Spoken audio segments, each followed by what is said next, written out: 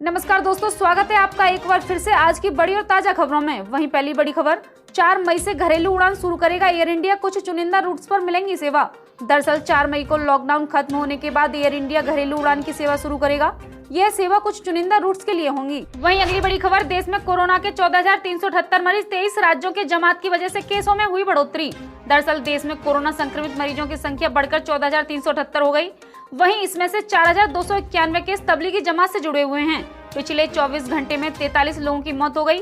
23 राज्यों के जमात की वजह से केसों में बढ़ोतरी हुई है। राहत की बात यह है कि 23 राज्यों के 45 जिलों में पिछले 28 दिनों में कोरोना का कोई नया केस सामने नहीं आया। स्वास्थ्य मंत्रालय के संयुक्त सचिव लव अग्रवाल ने यह जानकारी दी है। वहीं अगली बड़ी खबर, स्वास्थ्य बीमा मोटर बीमा के रिन्यूअल में बड़ी राहत, अब 15 मई तक कर सकते हैं प्रीमियम का भुगतान।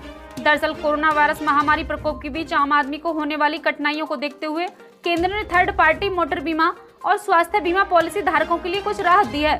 वहीं वित्त मंत्रालय ने एक अधिसूचना में बताया कि स्वास्थ्य और मोटर बीमा पॉलिसियों के रिन्यूअल की तारीखें 25 मार्च से 3 मई के बीच थीं, जिसे अब बढ़ाकर 15 मई कर दिया गया है। पुरानी अधिसूचना के मुताबिक लॉकडाउन पार्ट 1 में इस छूट को 25 मार्च से 14 अप्रैल तक की अनुमति दी गई थी, जहां पॉलिसी धारकों को 21 अप्रैल तक प्रीमियम बकाया भुगतान करने के लिए कहा गया था। लेकिन लॉकडाउन की अवधि बढ़ने से 3 मई को लॉकडाउन खत्म होने के बाद भी बकाया प्रीमियम का भुगतान किया जा सकता है। वहीं अगली बड़ी खबर, सरकार ने लॉकडाउन के दौरान कुछ नई छूट देने का किया ऐलान, ये मिलेंगी सहूलियतें। दरअसल सरकार ने कोरोना वायरस से निपटने के लिए चल रहे लॉकडाउन में कुछ और क्षेत्रों को शुक्रवार को छूट दे दी। इसमें ग्रामीण इलाकों में निर्माण गतिविधियां और देश भर में पानी की आपूर्ति, साफ सफाई, बिजली, गैर बैंकिंग वित्तीय संस्थानों एवं सरकारी ऋण समितियों को काम करने की अनुमति शामिल है। वहीं केंद्रीय गृह सचिव अजय भल्ला ने सभी राज्यों और केंद्र शासित प्रदेशों को भेजे दिशा निर्देशों में कहा, इमारती लकड़ियों वाले पेड़ों को छोड़कर अन्य वनोत्पाद के संग्रहण, कटाई और प्रसंस्करण करने में आदिवासियों और वनवासियों को लॉकडाउन से 3 मई तक की छूट दी जाएगी। वहीं भल्ला ने कहा कि ग्रामीण इलाकों में निर्माण गतिविधियों, पानी की आपूर्ति, साफ सफाई, बिजली, दूरसंचार की लाइनें और केबल बिछाने की अनुमति दी जा रही है। वहीं अगली बड़ी खबर, 20 अप्रैल से शुरू होगी नेशनल हाईवे पर टोल टैक्स की वसूली, केंद्र सरकार का आदेश। दरअसल दोस्तों, आपको बता दें, केंद्र सरकार द्वारा जारी आदेश के अनुसार भारतीय राष्ट्रीय राजमार्ग प्राधिकरण 20 अप्रैल से राष्ट्रीय राजमार्गों व टोल टैक्स की वसूली कर देगा। हालांकि सरकार के इस आदेश का ट्रांसपोर्ट बिजनेस से जुड़े लोगों ने विरोध किया है। वहीं दोस्तों, सरकार ने वायरस के मद्देनजर लागू राष्ट्रव्यापी लॉकडाउन के दौरान 25 मार्च से टोल टैक्स की वसूली अस्थायी तौर पर रोक दी थी, ताकि आवश्यक वस्तुओं की ढुलाई आसानी से हो सके।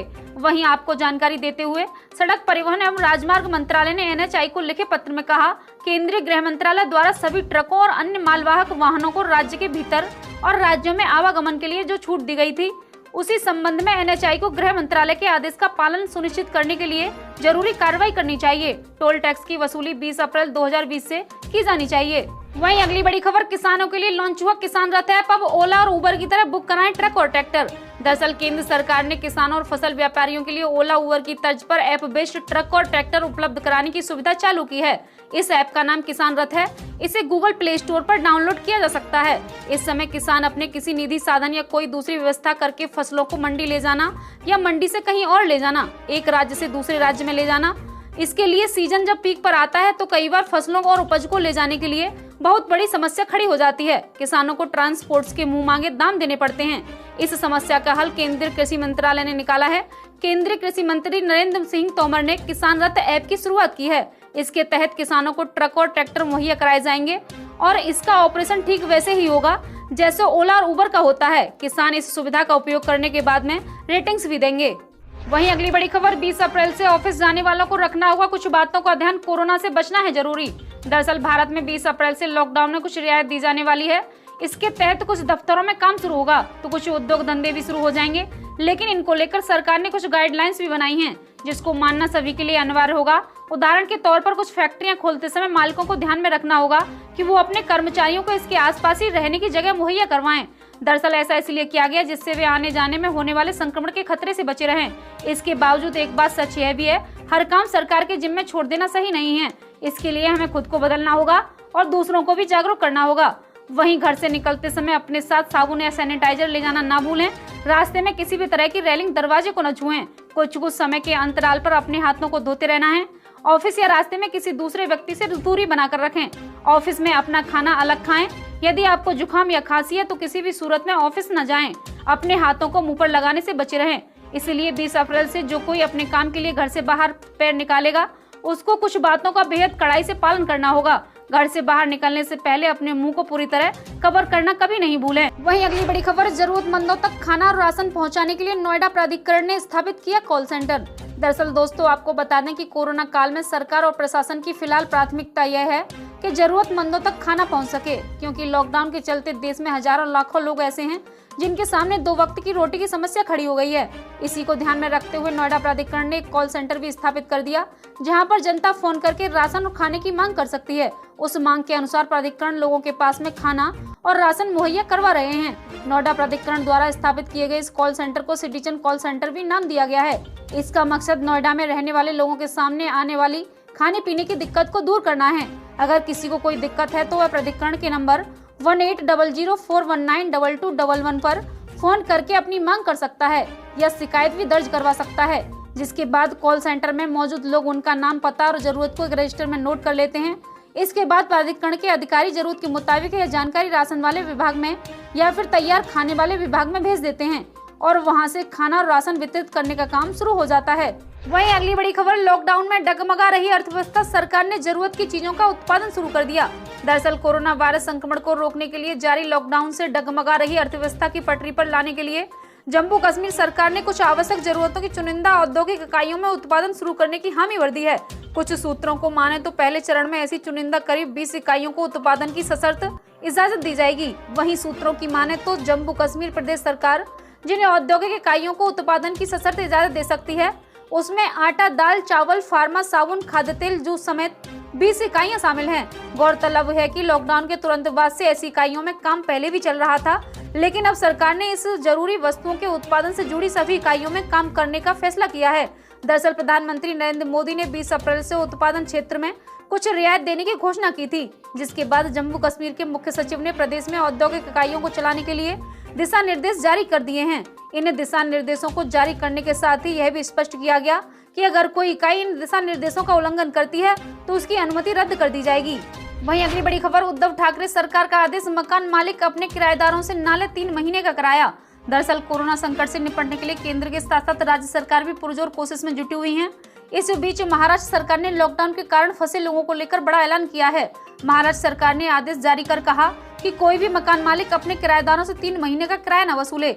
दरअसल अपने आदेश में उद्धव सरकार ने कहा कि अगर कोई किराएदार 3 महीने तक का किराया नहीं देता तो भी उसे मकान मालिक घर से नहीं निकाल सकता। वहीं मुख्यमंत्री कार्यालय की ओर से कहा गया कि महाराष्ट्र राज्य आवास विभाग ने मकान मालिक को निर्देश दिया है कि वह अपने किराएदारों से 3 महीने का रेंट न वसूले। इस अवधि में कोई भी मकान मालिक अपने किराएदारों को घरों से बाहर न निकाले। उद्धव ठाकरे सरकार ने राज्य में फंसे मजदूरों की संख्या को देखते हुए यह कदम उठाया। बता दें कि भारी संख्या में दूसरे राज्य के मजदूर यहां काम पर आते हैं। लॉकडाउन के कारण मजदूर राज्य के अलग अलग हिस्सों में फंसे हुए हैं। ऐसे में लॉकडाउन के कारण उनके पास रेंट देने के लिए पैसे नहीं हैं।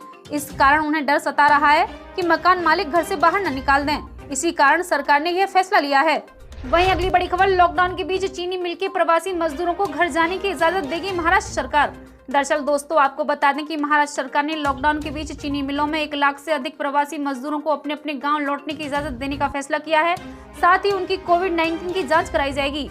राज्य के सामाजिक न्याय मंत्री धनंजय मुंडे ने शुक्रवार को यह बताया। मंत्री के कार्यालय से जारी एक बयान में कहा गया, 1.31 लाख चीनी मिल मजदूर राज्य में 38 चीनी मिलों के परिसर में बने अस्थायी आवास में रह रहे हैं, जबकि अन्य कई मजदूरों दूसरे स्थानों पर फंसे हुए हैं।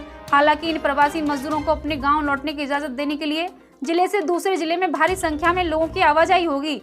मुंडे ने ट्वीट किया कि चीनी मिलों में काम करने वाले मेरे भाइयों, आपके लिए एक अच्छी खबर है, आप अपने घर लौट सकते हैं। सरकार ने इस संबंध में आदेश जारी किए हैं। सरकार ने इस फैसले के बीच और अहमदाबाद के मजदूरों को फायदा होगा जो पश्चिमी महाराष्ट्र, कर्नाटक से लगे सीमावर्ती क्षेत्रों में राज्यों के अन्य हिस्सों में फंसे हुए हैं। बयान में कहा गया कि चीनी मिलों के मालिकों को इन मजदूरों और उनके परिजनों की जांच करानी होगी। वहीं अगली बड़ी खबर, एचआरडी मंत्री की देश के प्राइवेट स्कूलों से अपील, बोले इस साल ना बढ़ाएं बच्चों की फीस। दरअसल दोस्तों, लॉकडाउन के बीच देश भर के छात्रों और अभिभावकों के लिए राहत भरी खबर आई है। केंद्रीय मानव संसाधन मंत्री रमेश पोखरियाल ने देश भर के प्राइवेट स्कूलों से अपील की है कि वे लॉकडाउन के दौरान सालाना स्कूल फीस वृद्धि और 3 महीने की फीस एक साथ लेने के निर्णय पर पुनर्विचार करें। दरअसल पोखरियाल ने शुक्रवार को ट्वीट कर कहा कि देश भर में कई अभिभावकों की मेरे पास शिकायत आई है। इस संकट के समय में कई स्कूल अपनी सालाना फीस में बढ़ोतरी कर रहे हैं और 3 महीने की फीस एक साथ ले रहे हैं। दरअसल उन्होंने स्कूलों से कहा है कि इस वैश्विक आपदा के समय मेरा सभी स्कूलों से निवेदन है कि सालाना स्कूल फीस वृद्धि और 3 महीने की फीस एक साथ न लेने पर सहानुभूति पूर्वक विचार करें।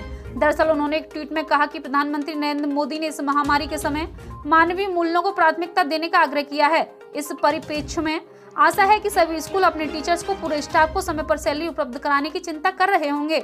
उधर दिल्ली के उप मुख्यमंत्री मनीष सिसोदिया ने शुक्रवार को कहा कि कोरोना वायरस की वजह से शिक्षा और अर्थव्यवस्था सबसे ज्यादा प्रभावित हो रहे हैं। मुझे और सरकार को कई जगह से शिकायत मिल रही है कि कुछ स्कूल फीस बढ़ा रहे हैं। ये लोग सरकार से बिना इजाजत लिए ही फीस बढ़ा रहे हैं। उन्होंने साफ किया कि मुख्यमंत्री अरविंद केजरीवाल ने आदेश दिए हैं कि दिल्ली के प्राइवेट स्कूल बिना सरकार से पूछे फीस नहीं बढ़ा सकते। वहीं अगली बड़ी खबर प्रशांत किशोर का नीतीश पर निशाना, कहा बिहार के लोग देश भर में फंसे हैं और मुख्यमंत्री लॉकडाउन का पाठ पढ़ा रहे हैं। दरअसल दोस्तों, आपको बता दें कि प्रशांत किशोर ने ट्वीट किया है कि बिहार के लोग पूरे देश में इधर उधर फंसे हुए हैं और नीतीश कुमार लॉकडाउन के सिद्धांत बता रहे हैं। दूसरे राज्यों की सरकारें कुछ कर रही होंगी, लेकिन नीतीश कुमार ने चिंतित राज्यों से बात तक नहीं की है।